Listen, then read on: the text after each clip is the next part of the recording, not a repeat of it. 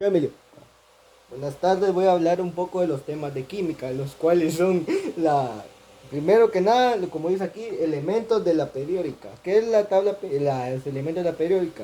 Estos elementos vienen de lo que viene siendo la tabla periódica, que es una disposición de los elementos químicos que forman una tabla, ordenados por su número atómico, número de protones, por su configuración de electrones y propiedades químicas. Este ordenamiento muestra tendencias periódicas como elementos de comportamiento en la misma columna. Algunos de estos a veces pueden ser tales como el magnesio, la pólvora y demás componentes que hacen de que se forme la tabla periódica con los elementos que de por sí ya hay en distintas cosas, ya sea químicos, biológicos, lo que sea. En palabras de la persona llamada Theodore Benfrey, la tabla y la ley de periódica son el corazón de la química, comparables a la teoría de la evolución y en biología, en, que sucedió el concepto de escala natural y a los principios de la termodinámica en la física clásica. Periódica es una herramienta que presenta todos los elementos químicos que existen, ordenados según sus propiedades físicas. Fue diseñada en 1869 por el químico ruso Dmitri y es considerado por muchos como el descubrimiento más importante de la química. La tabla periódica de los elementos está organizada de menor a mayor según su número atómico. Además, están distribuidos en 7 filas horizontales llamadas periodos y 18 columnas verticales conocidas como grupos. De modo que los elementos que pertenecen al mismo grupo tienen propiedades similares. El siguiente tema dado visto va a ser la configuración electrónica. ¿Qué es la configuración electrónica? Esta en la química indica la forma en la cual los electrones se estructuran u organizan en un átomo.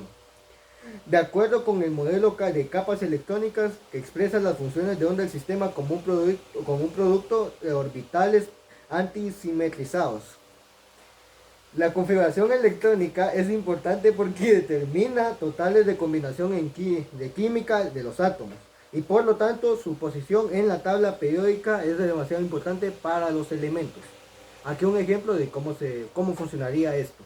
La configuración electrónica nos permite saber el acomodo que tienen los electrones en los distintos orbitales o niveles de energía de los átomos, y para ello nos vamos a ayudar con el diagrama de Moller, Müller o simplemente regla de las diagonales. Como podemos observar, tenemos los distintos orbitales o niveles de energía, y en cada nivel existen subniveles.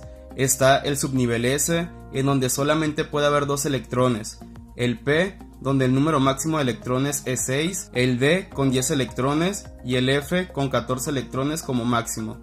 Y se le llama también regla de las diagonales porque debemos seguir el orden de las flechas para poder realizar la configuración electrónica. En la caja de información te dejaré un enlace de 2 diagramas de Müller para que puedas descargar e imprimir el que se te haga más fácil para realizar este tipo de ejercicios. Comencemos haciendo la configuración electrónica del magnesio. Primeramente, debemos consultar nuestra tabla periódica y fijarnos el número atómico del elemento y nos damos cuenta que su número atómico es 12. Esto quiere decir que tiene 12 protones y por consiguiente 12 electrones. A continuación, procederemos con el acomodo de sus electrones en los diferentes niveles de energía, siguiendo la regla de las diagonales. Empezaremos con la primera flecha que nos indica el número 1s2 y lo anotamos. El siguiente número es el 2s2, después el 2p6 y por último el 3s2. Hacemos la suma de los electrones, 2 más 2 son 4, más 6 son 10, más 2 dan como resultado 12. Esto quiere decir que nuestra configuración electrónica es correcta. En el siguiente ejemplo tenemos el elemento carbono, que su número atómico en la tabla periódica es 6. Entonces tiene 6 electrones y haremos lo mismo que en el ejercicio anterior. Anotamos el 1s2, después el 2s2 y el siguiente sería el 2p6, pero como nuestro elemento solamente tiene 6 electrones, al momento de realizar la suma nos daría 10. Es por esto que le vamos a poner el número 2 para ajustar el número de electrones que tiene el carbono y que la suma final sea 6 y nuestro resultado sea correcto. En el último ejemplo tenemos al rubidio, cuyo número atómico es 37. Comenzamos con el orden de las diagonales: 1s2, 2s2, 2p6, 3s2, 3p6, 4s2, 3d10, 4p6. Y por último sería el 5s2, pero aquí pasa lo mismo que en el ejemplo anterior. Si sumamos los electrones, nos damos cuenta que solamente nos falta un electrón para completar los 37. Es por esta razón que se le va a poner 5s1 para ajustar los 37 electrones y así esté correcta nuestra configuración electrónica. Y lo mismo se hace con todos los elementos de la tabla periódica, siguiendo el orden de las flechas, y si el número de electrones del elemento no te da exacto, deberás de ajustar para completarlos. Interesante, ¿no? Acierta ciencia. El siguiente tema del cual hablaré será sobre las propiedades periódicas en los elementos de la tabla periódica. ¿Qué es esto? La tabla periódica como tal es un esquema que representa los elementos químicos de acuerdo a un criterio. El número atómico, los elementos químicos y demás se ubican en la tabla periódica dispuestos en grupos y periodos. Tanto en los grupos como en los periodos comparten ciertas características fisioquímicas. La ubicación de los elementos químicos en la tabla periódica dependen de su número atómico. Se ubican por número atómico creciente y las propiedades que representan se relacionan con ese número. Entonces, al mirar la ubicación de un elemento en la tabla, ya sea en un grupo de división vertical o en un periodo de división horizontal, es posible predecir sus propiedades físicas y químicas, así como su comportamiento en la química.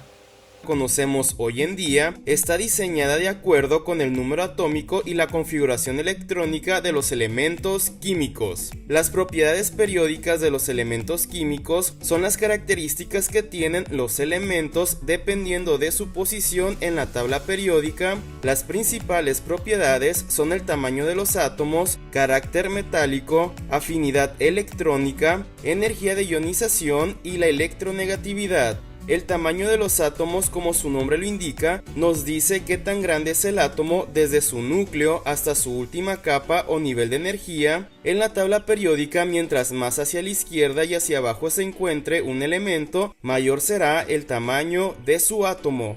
El carácter metálico es la propiedad que nos dice qué tan metálico es un elemento. En la tabla periódica, mientras más hacia la izquierda y hacia abajo se encuentre un elemento, mayor serán sus propiedades metálicas como el brillo, la densidad, ductilidad, conductividad térmica y eléctrica, entre otros. La afinidad electrónica es la capacidad que tienen los átomos para ganar electrones y convertirse en iones negativos. En la tabla periódica, mientras más hacia la derecha y hacia arriba se encuentre un elemento, mayor será su afinidad electrónica.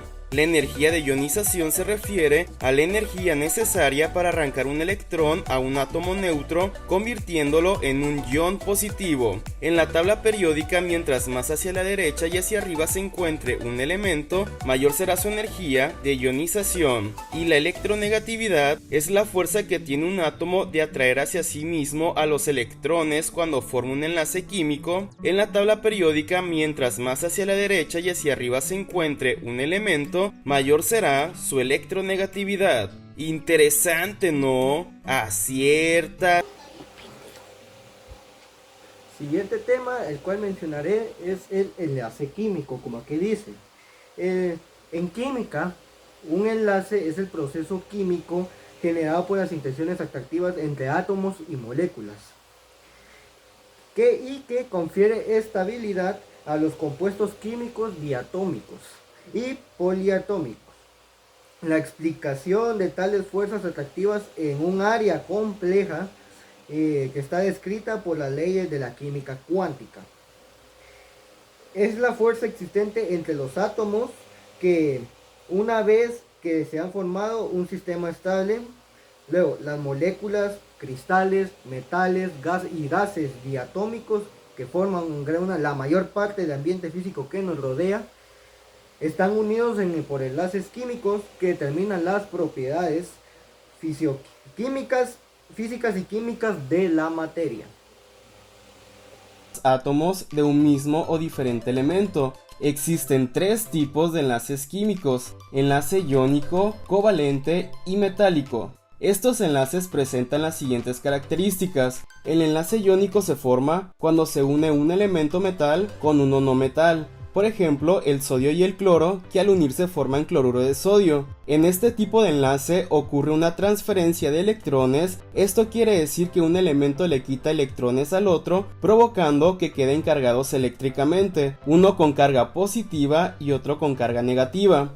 A temperatura ambiente son sólidos, cristalinos pero quebradizos. Son solubles en agua. En estado sólido no conducen la electricidad, pero si se encuentran fundidos o disueltos en agua, son buenos conductores de electricidad y además presentan altos puntos de fusión y de ebullición. El enlace covalente se forma cuando se une un elemento no metal con otro no metal. Por ejemplo, el hidrógeno y el yodo, que al unirse forman yoduro de hidrógeno. En este tipo de enlace se comparten uno o más pares de electrones para que la molécula sea estable. A temperatura ambiente son sólidos, líquidos y gaseosos. Son poco solubles en agua, muy poco conductores de electricidad y tienen bajos puntos de fusión y ebullición. Y por último, el enlace metálico se forma al unir un metal con otro metal. Por ejemplo, cobre unido a otro cobre. En este tipo de enlace se comparten los electrones fluyendo entre todos los átomos del metal, en algo que se le conoce como nube o mar de electrones. Es por esta razón que los metales son muy buenos conductores de electricidad.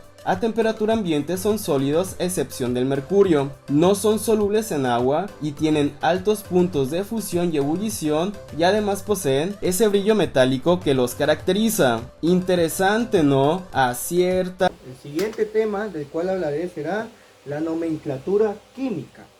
¿Qué es la nomenclatura química? La nomenclatura química, del latín nomenclatura, es un conjunto de reglas o fórmulas que se utilizan para nombrar los compuestos químicos. La IUPAC, Unión Internacional de Química Pura y Aplicada, es la máxima autoridad de esta materia y se encarga de establecer reglas correspondientes. La moderna nomenclatura química tiene su origen en el método de nomenclatura química, siguiendo propuestas anteriores formuladas por químicos como Tober, Olof Bergam y Pierre-Joseph Macquer, autores franceses que adoptaron la composición química como criterio terminológico fundamental.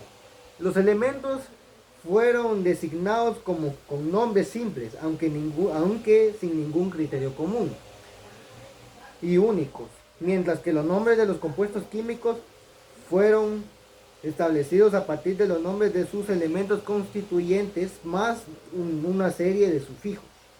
Esta terminología se aplicó inicialmente tanto en sustancias del reino mineral como del vegetal y animal. Y aunque en estos últimos casos se plantean muchos problemas, el desarrollo de la química comenzó a partir de los años 30 del siglo XII. Para eso vamos a utilizar esta fórmula. Lo primero que debemos de tener claro, lo primero que debemos de saber es a qué familia pertenece el compuesto al que nosotros le vamos a dar nombre. Si ese compuesto es un hidruro, si es un óxido, si es un hidróxido o si es un ácido. ¿Por qué es tan importante? Porque el nombre de un compuesto siempre empezará por el nombre de su familia. Si es un hidruro, empezará por la palabra hidruro. Si es un óxido, empezará por la palabra óxido. Puede que usted aquí se pregunte, ¿y cómo hago yo para identificar la familia? Bueno, vamos a seguir esta fórmula, mire. Los hidruros son compuestos binarios que están formados por hidrógeno y un metal. El compuesto principal o el elemento principal es el hidrógeno.